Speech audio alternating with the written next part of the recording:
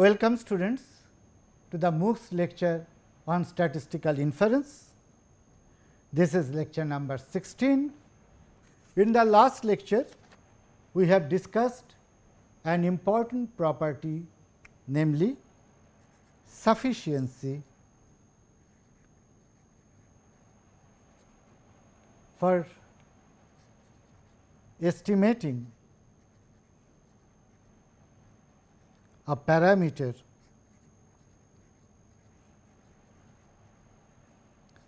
theta, and the condition was that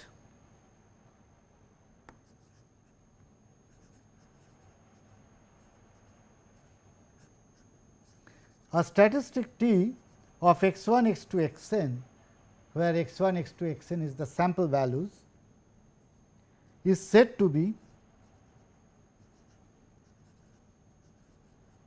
sufficient for estimating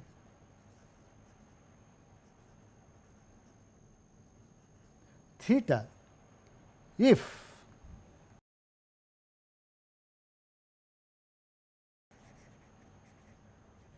the conditional distribution of x1, x2, xn given t is equal to t is independent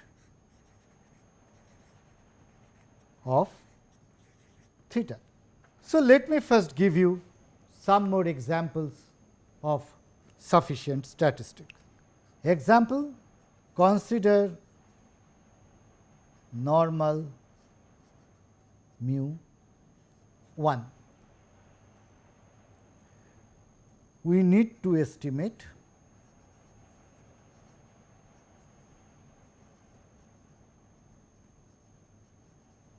mu. Note that the variance is already known. In this case, it is 1. In general, the theory will work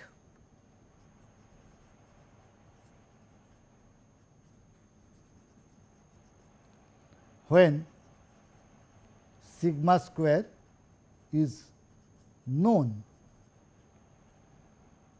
We have considered it 1.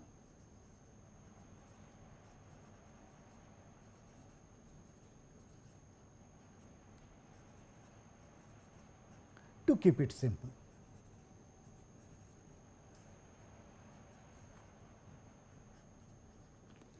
Okay. So, L mu x1, x2, xn, that is joint density of x1, x2, xn under the parameter mu is equal to 1 over root over 2 pi whole to the power n e to the power minus half into sigma xi minus mu whole square I is equal to 1 to n. This is obvious because the likelihood function here is the product of the individual density, and we know that if x is normal mu 1, then the density of x is 1 over root over 2 pi e to the power minus half x minus mu whole square. Now, I am adding it because x1, x2, xn there are n observations. So, the L becomes the product of their individual densities, therefore, in the exponent they are being added, is equal to 1 over root over 2 pi to the power n e to the power minus half sigma I is equal to 1 to n x I minus x bar plus x bar minus mu whole square. So, what we have done? I have subtracted and added x bar. So, this allows us to write it as e to the power minus half sigma xi minus x bar whole square into e to the power minus half n times x bar minus mu whole square. This is because this term is constant, it does not depend upon I. Therefore, as I is equal to 1 to n, the summation gives me n times x bar minus mu whole square, and the product term will become 0 because sigma xi minus x bar will become 0. Claim x bar is sufficient for mu. So, what we are claiming that the sample mean is sufficient for mu. So, what we have to show? We have to show that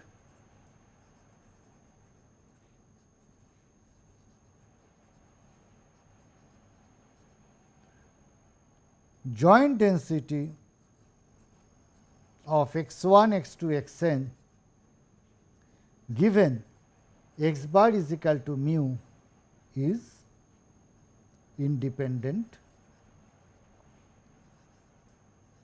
of mu. Since x1, x2, xn are normal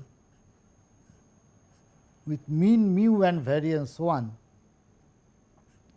x1 plus x2 plus xn is distributed as normal with n mu and variance is equal to n. Therefore, x bar is equal to x1 plus x2 plus xn by n is distributed as normal with mean mu and variance 1 by n. Now, f theta of x1, x2, xn given x bar is equal x bar at k is equal to f theta of x1, x2, xn and divided by f x bar at k if x1, x2, xn are such that sigma xi upon n is equal to k, or it is 0 otherwise. That is, if x1, x2, xn are such that x bar is not equal to k, then this becomes 0. Otherwise, it is the joint density of x1, x2, xn and of course, divided by the density of x bar at k is equal to 1 over root over 2 pi whole to the power n e to the power minus half into sigma xi minus x bar whole square into e to the power minus n into x bar minus mu whole square. This we have already seen, divided by, since x bar is normal with mean mu and variance is equal to 1 by n, this we can write it as 1 over root over 2 pi into 1 upon root n e to the power minus half into k minus mu whole square divided by 1 upon n, and this is x bar is equal to k. Therefore, this is nothing but 1 over root over 2 pi whole to the power n e to the power minus half sigma xi minus x bar whole square into e to the power minus n k minus mu whole square divided by root n upon root over 2 pi e to the power minus half into n k minus mu whole square. So, now you can see that this cancels with this, and whatever remains, this is independent of mu, as the term mu does not occur here. Therefore, what we can say that x bar is sufficient for estimating mu. Consider again normal population such that x1, x2, xn are from normal 0, sigma square. Here again the mean is fixed. I have kept it at 0 to keep the equation simple. It works with whenever mu is known. We have to find out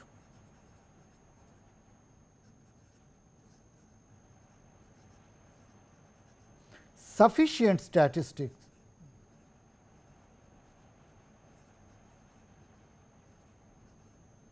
for sigma square. Now, f of x 1 is x n is equal to 1 over root over 2 pi sigma whole to the power n e to the power minus sigma x I square upon 2 sigma square. This is straightforward because again I am multiplying the individual density, therefore, it is coming out summation as the exponent. So, it is coming as summation of e to the power minus sigma x I square upon 2 sigma square. Claim sigma x I square is sufficient for sigma square. Therefore, we have to show that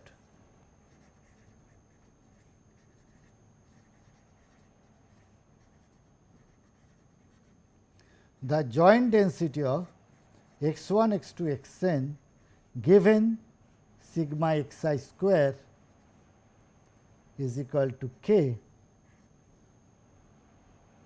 is independent of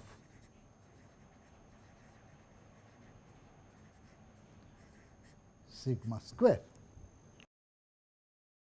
Then only we can show that sigma x I square is sufficient for sigma square. Question: what is the distribution of sigma x I square? We know x I is normal with 0 sigma square. Therefore, x I upon sigma is normal with 0 1. Therefore, sigma x I square upon sigma square is distributed as chi square with n degrees of freedom.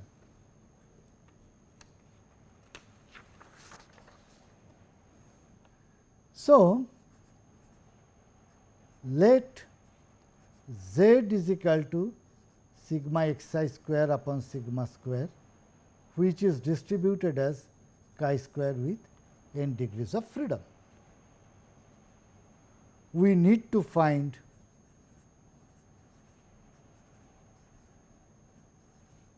the distribution of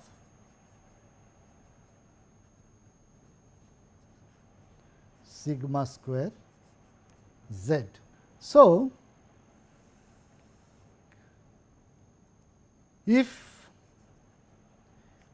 x is chi square with n, what is the distribution of y is equal to c x?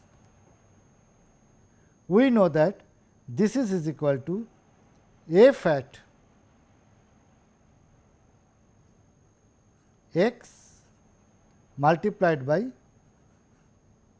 dx dy mod expressed in terms of y. So, this we have seen when we are working on functions of random variables. So, this is equal to, we know that chi square with n degrees of freedom at x has PDF is equal to half to the power n by 2 upon gamma n by 2 e to the power minus half x, x to the power n by 2 minus 1. Therefore, PDF of y is equal to c x is half to the power n by 2 gamma n by 2 e to the power minus half y by c to the power n by 2 minus 1 dx dy, and since y is equal to c x, dx dy is equal to 1 by c. Therefore, this is equal to half to the power n by 2 upon gamma n by 2 e to the power minus half y by c y to the power n by 2 minus 1 upon c to the power n by 2, because this is 1 by c. So, this c and that c together we have c to the power n by 2. Therefore, if z is equal to sigma xi square upon sigma square is distributed as chi square with n degrees of freedom, then distribution of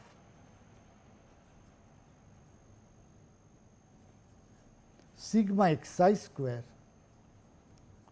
is equal to sigma square z is equal to half to the power n by 2 gamma n by 2 e to the power minus half y upon sigma square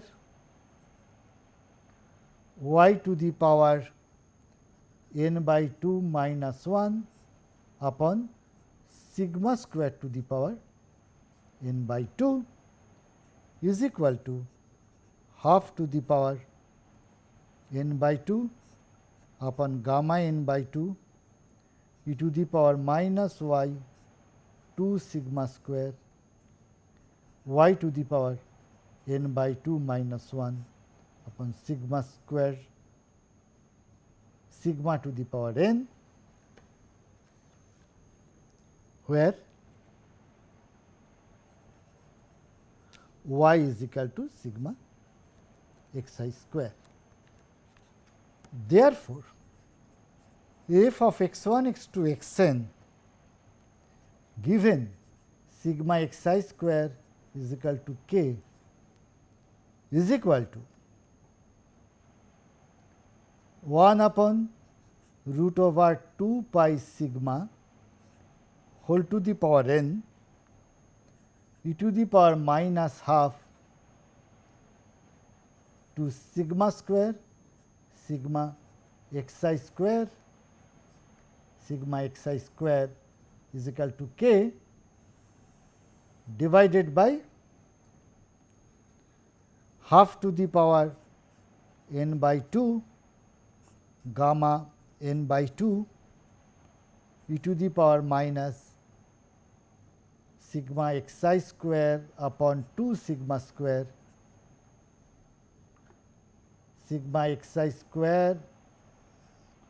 to the power n by 2 minus 1 upon sigma to the power n if x1, x2, xn are such that sigma xi square is equal to k and 0 otherwise.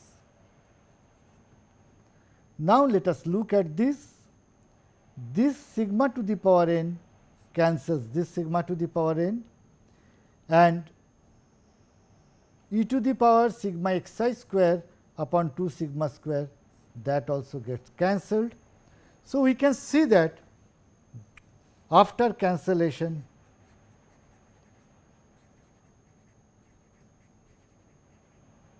there is any term involving sigma. Therefore, what can we say? We can say that the distribution of x1, x2, xn given sigma xi square is independent of sigma square, and therefore, sigma xi square is sufficient for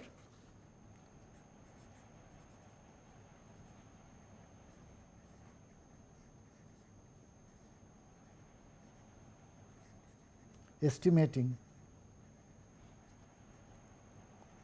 sigma square. Sometimes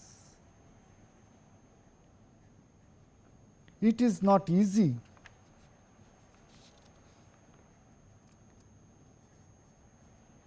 to calculate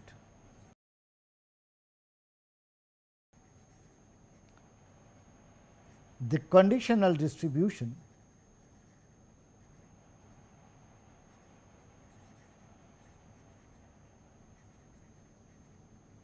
of x1, x2, xn given t, because we need to know the distribution of t. For example,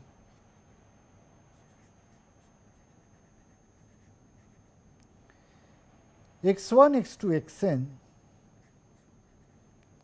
are from lambda x to the power lambda minus 1, 0 less than x less than 1.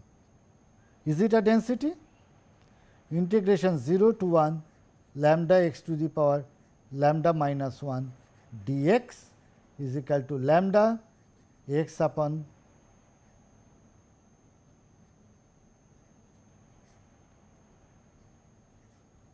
x to the power lambda upon lambda 1 0 is equal to 1. Therefore, this is a valid PDF.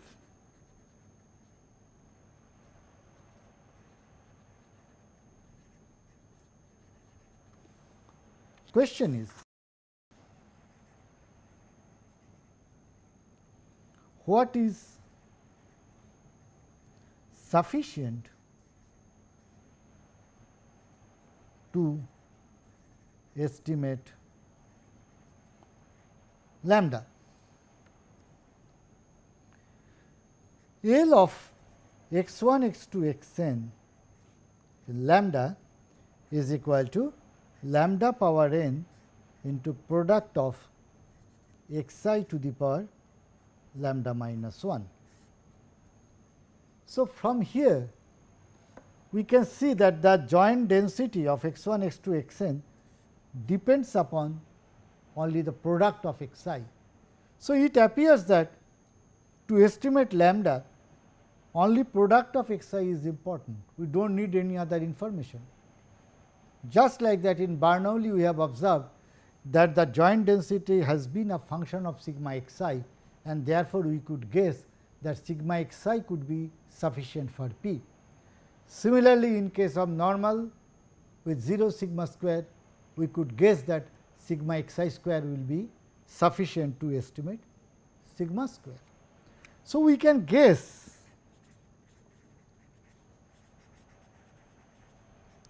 that product of xi should be sufficient.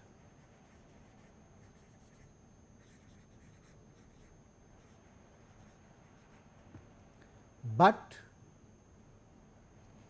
we cannot easily find the distribution of product of xi. So, we need something else to establish sufficiency, and that something else comes from Neyman factorization.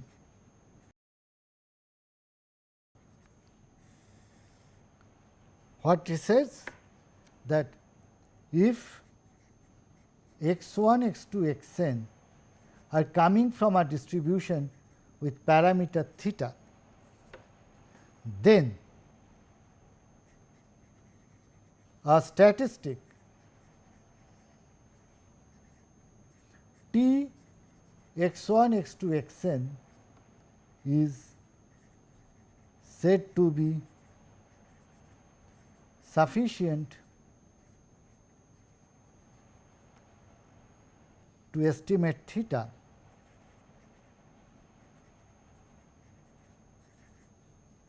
if the joint distribution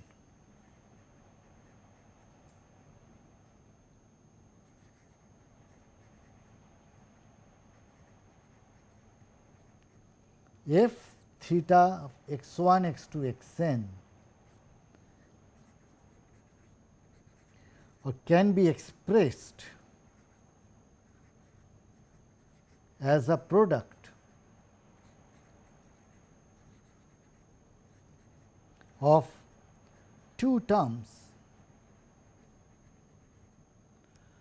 g theta of t multiplied by h of x1, x2, xn. Or in other words, let us look at these two terms. The joint distribution can be written as a product of two terms. The first term is involving the statistic t, and also it is involving the parameter theta. The product term h of x1, x2, xn is a function of the sample values, but it does not involve theta. Therefore, what it is saying, that is the factor that involves theta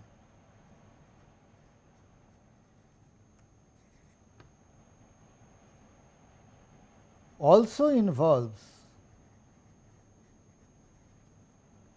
the sample values through the value of the statistics t, and the other factor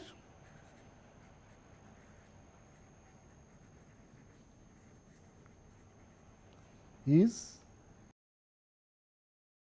independent of theta.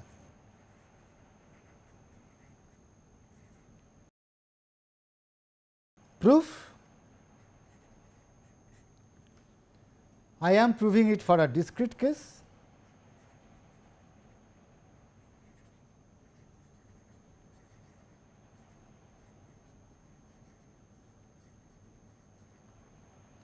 For a continuous case, it can be proved analogously, but since it involves the function t and therefore it needs Jacobian, that makes it little bit more complicated, but the conceptually it is the same. So, the theorem is if and only if. So, we will have to show both the parts. So, necessity.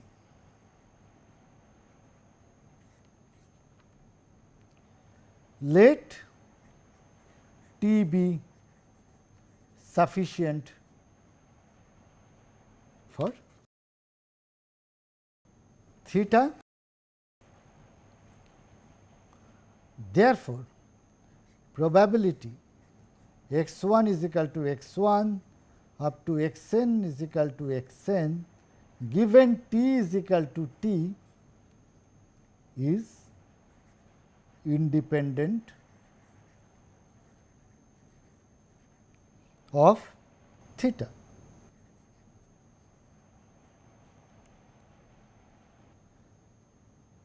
That is,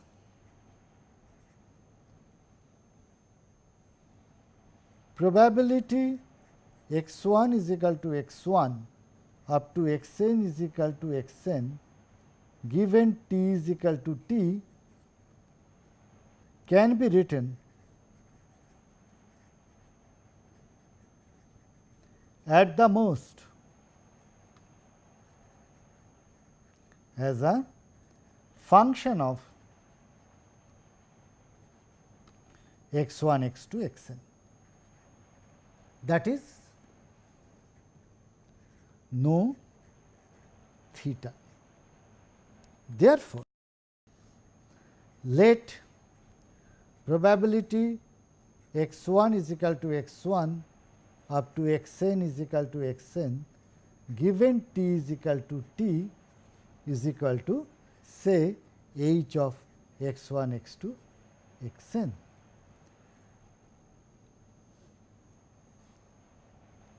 Now, the left hand side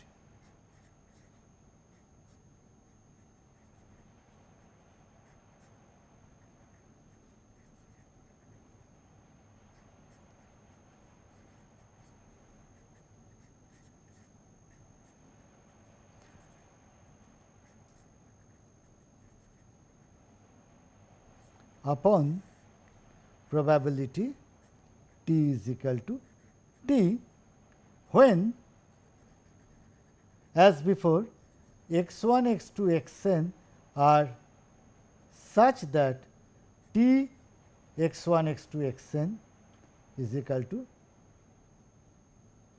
t and it is equal to 0 otherwise.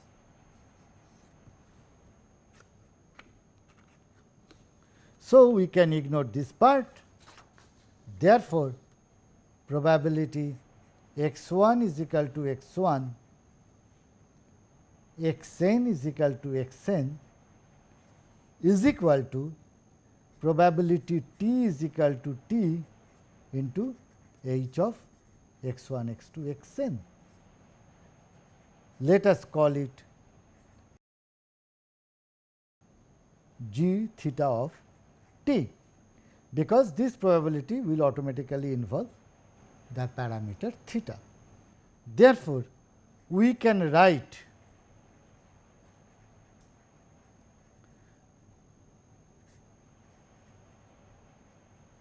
the joint distribution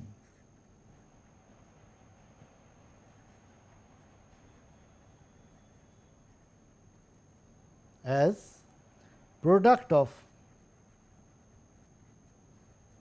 two terms g theta t involving t and theta and h of x 1, x 2, x n that does not involve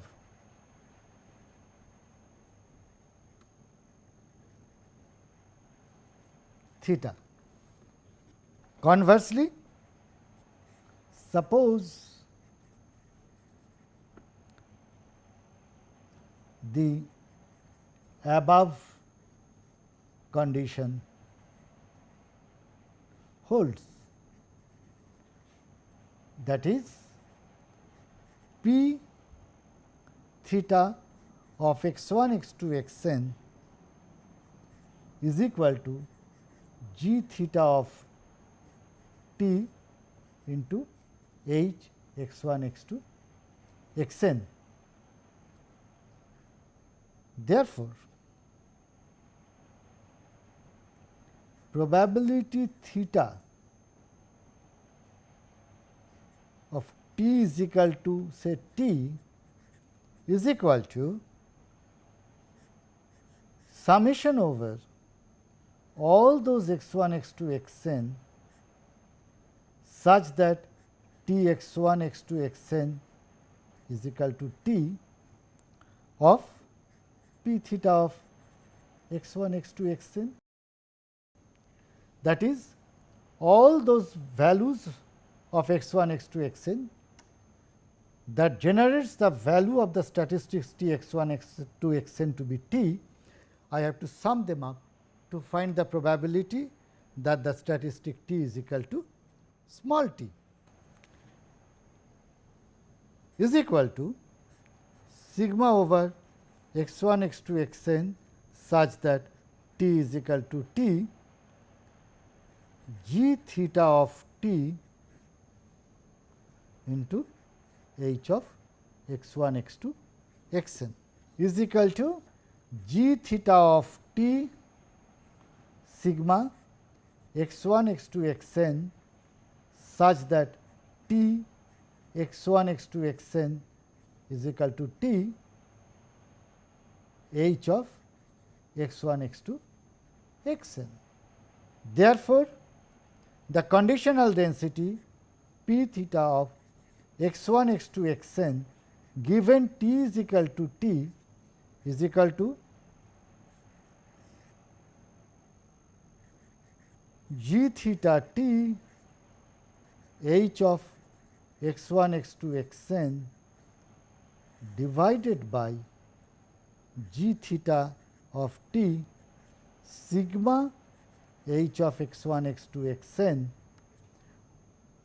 such that x1 x2 xn are such that t x1 x2 xn is equal to t from here, otherwise it is 0.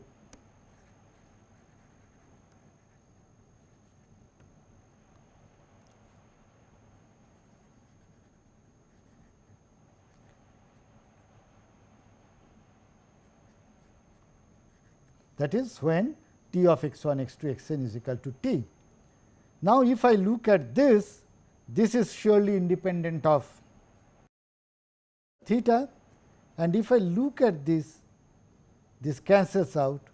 Therefore, the term remains is completely independent of theta. Therefore, it satisfies that the conditional density of x1 x2 xn given t is equal to small t is independent of theta. Therefore, that is a necessary and sufficient condition to check if the given t is a sufficient statistic to estimate theta.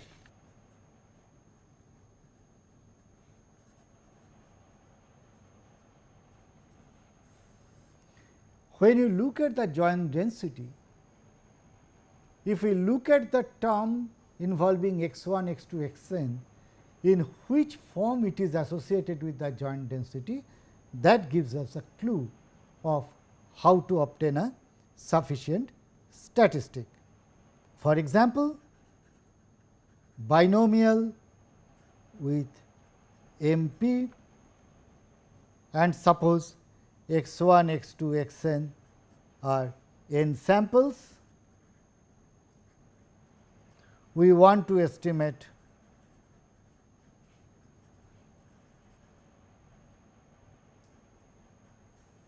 P,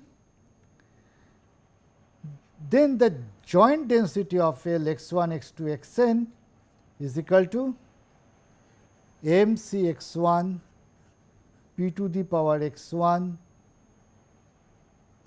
1 minus p to the power m minus x1 into up to MC xn p to the power xn 1 minus p whole to the power m minus xn is equal to product of m c x I is equal to 1 to n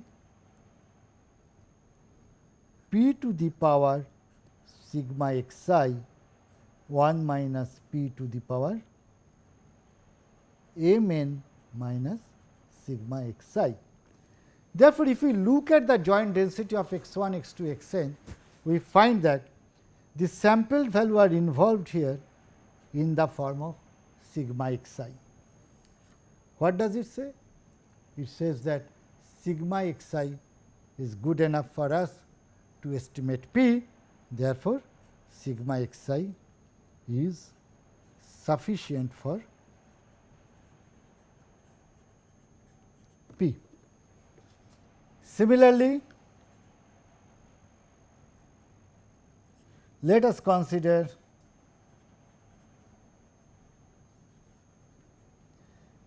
beta 1 alpha beta, where alpha is known. Therefore, f of x1, x2, xn 0 less than xi less than 1 is equal to product of gamma alpha plus beta upon gamma alpha gamma beta xi to the power alpha minus 1 minus xi to the power beta minus 1. Therefore, we can see that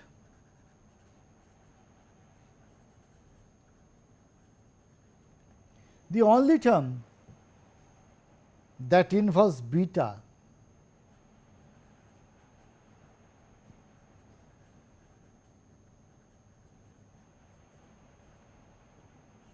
is equal to product of 1 minus xi. Therefore, we can say that this is sufficient to estimate beta. Still, sometimes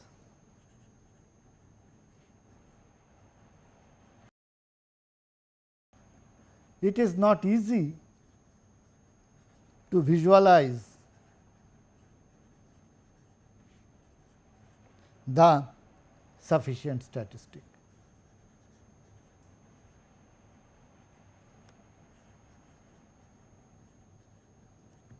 For example, x1, x2, xn are from uniform 0 theta,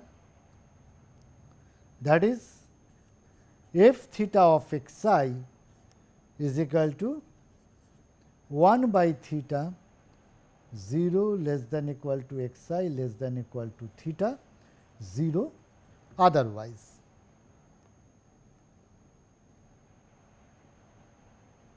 What is sufficient for theta? Suppose I ask you the question. Now, 0 to theta, this theta is unknown to us. Now, I have taken n samples from here. What we can say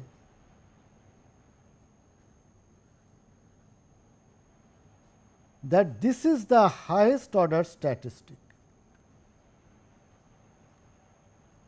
Only thing that we can say is theta is greater than equal to this value.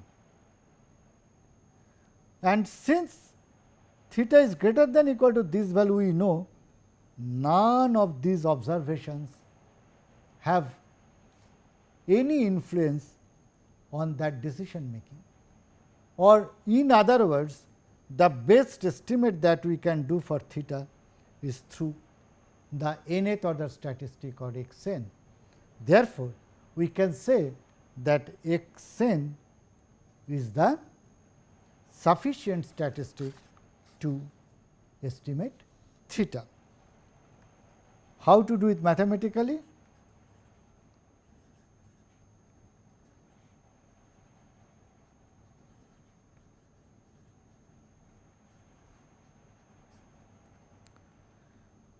Let us define a function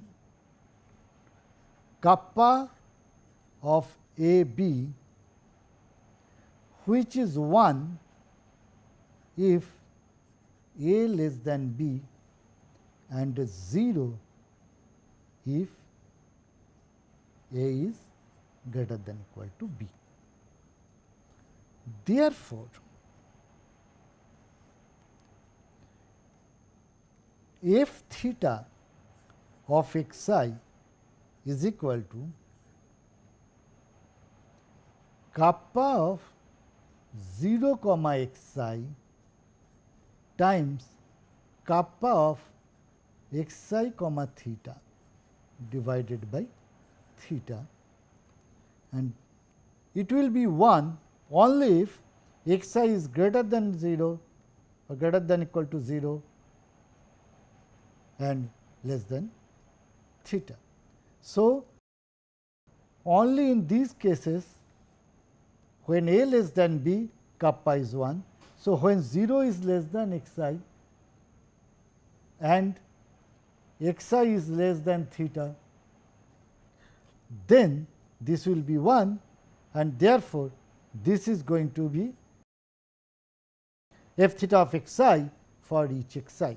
Therefore, L theta of x1, x2, xn is equal to product of I is equal to 1 to n kappa 0 of xi kappa xi of theta upon theta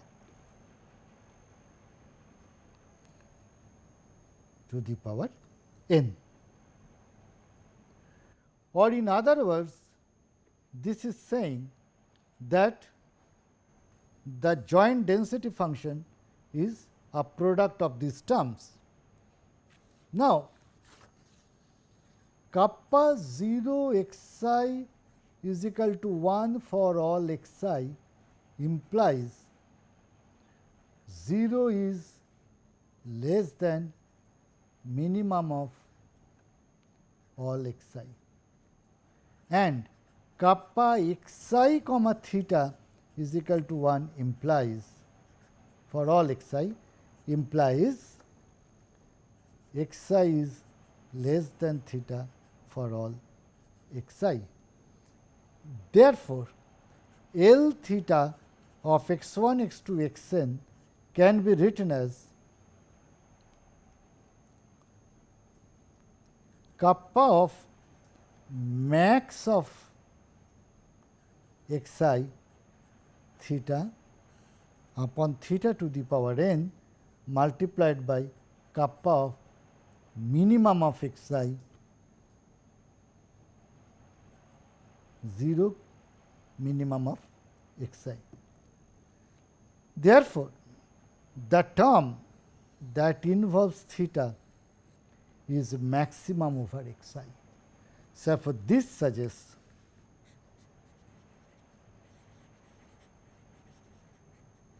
that xn is sufficient for theta. Okay, students, with that I stop here today. So, over the last 3 lectures, we have studied different properties of the estimators, namely unbiasedness, consistency, efficiency, and today we have seen examples of sufficient statistic. In the next class, I shall be dealing with how do we actually estimate a parameter from the observations x1, x2, xn, or in other words methods of estimation. Thank you so much.